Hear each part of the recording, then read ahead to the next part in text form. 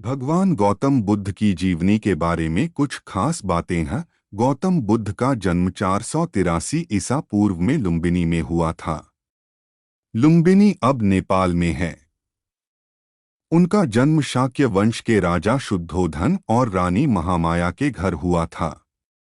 बचपन में उनका नाम राजकुमार सिद्धार्थ था।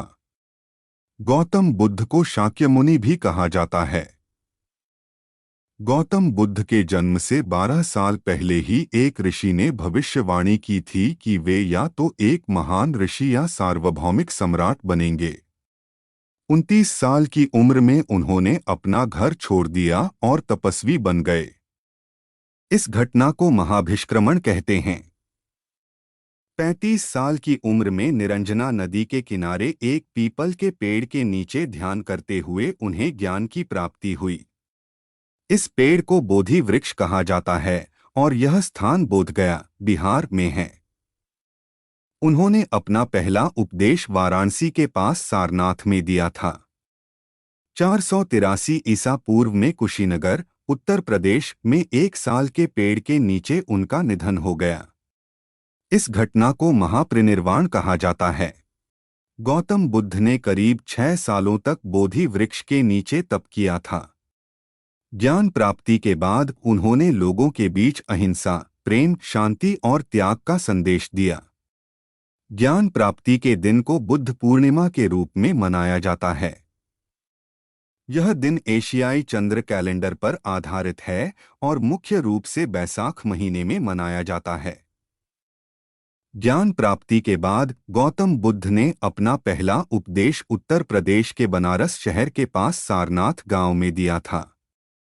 वैशाख माह की पूर्णिमा यानी 18 मई को बुद्ध जयंती मनाई जाएगी, क्योंकि इस दिन गौतम बुद्ध का जन्म नेपाल के लुम्बिनी में ईसा पूर्व 563 को हुआ था। 528 ईसा पूर्व वैशाख माह की पूर्णिमा को ही बोधगया में एक वृक्ष के नीचे उन्हें ज्ञान प्राप्त हुआ। बुद्ध के प्रथम गुरु आलार कलाम थे, जिनसे उन्होंने संन्यास काल में शिक्षा प्राप्त की। 35 वर्ष की आयु में वैशाखी पूर्णिमा के दिन सिद्धार्थ पीपल वृक्ष के नीचे ध्यानस्थ थे। भगवान बुद्ध का असली नाम सिद्धार्थ गौतम था तथा कपिल वस्तु के राजा शुद्धोधन के पुत्र थे। इनके एक नवजात पुत्र था। एक दिन जब नगर भ्रमण के लिए निकले तब इन्होंने रास्ते में एक वृद्ध को देखा तथा और आगे चलने पर एक मृतक को अर्थी पर जाते देखा। लोगों से पूछताछ करने पर सिद्धार्थ को बताया कि यही जीवन की सच्चाई है। बुद्ध कहते हैं, किसी शांत स्थान पर रहकर जहां शांति हो तब अपनी आंखें बंद करो और मन के भीतर चल रहे शोर से हटकर भीतर के सुर को सुनने की कोशिश करो। सुर निरंतर चलता रहता है, लेकिन बाहर के शोर के कारण तुम अपने मन के भीतर चल रहे सुर को नहीं सुन पाते हो।